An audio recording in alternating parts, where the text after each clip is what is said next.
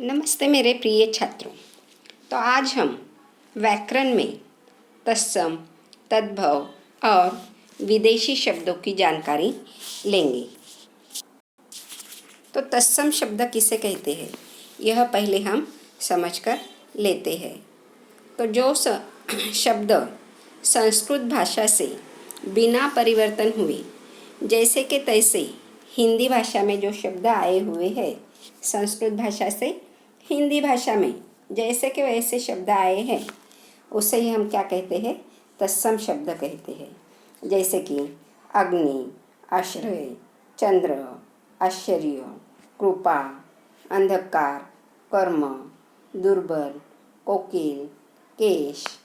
तो यह शब्द संस्कृत भाषा से हिंदी में आए हुए हैं, तो इसे हम क्या कहते हैं, तत्सम शब्द कहते हैं। अब तद्भव शब्द हम किसे कहते हैं, तो जो शब्द संस्कृत, पाली, प्राकृत, अपभ्रंश आदि चरणों से निकलकर हिंदी में स्वीकार किए गए हैं, तो उन्हीं शब्दों को क्या कहा जाता है, तद्भव शब्द कहा जाता है। तो यह संस्कृत, पाली, प्राकृत, अपभ्रंश ये भाषा से हिंदी भाषा में इसके जो शब्द आए हुए हैं, तो उसे क्या कहा जाता है, तद्भव शब्द कहा जाता है।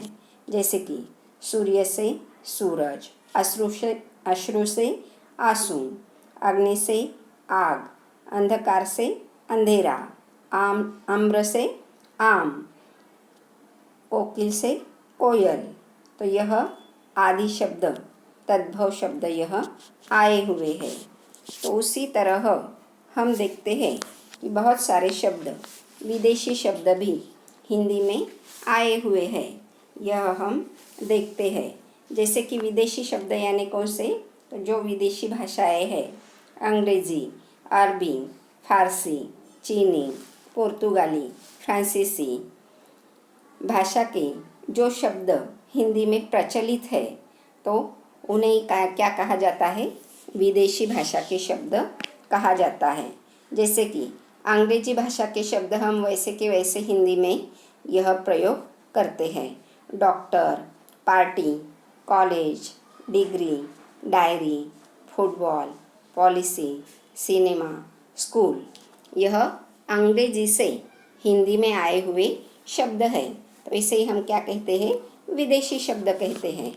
तो उसी तरह अरबी और फारसी भाषा से भी कुछ शब्द हमने यह शब्द हिंदी में लिए हैं और वह हिंदी में ही हम प्रयोग करते हैं। जैसे कि आदमी, आफत, कानून, गरीब, अमीर, बाजार, बादशाह, शादी, जहाज, कागज, यह अरबी और फारसी भाषा के शब्द हमने उसी तरह हिंदी में लिए हुए हैं। तो कुछ शब्द पुर्तगाली शब्द हम यह हिंदी में प्रयोग करते हैं। जैसे कि आचार, आधा, आलू, कमीज, गोदाम, चाबी, बटन, बाल्टी, प्याज, साबुन आदि। तो यह विदेशी शब्द हम हिंदी में प्रयोग करते हैं।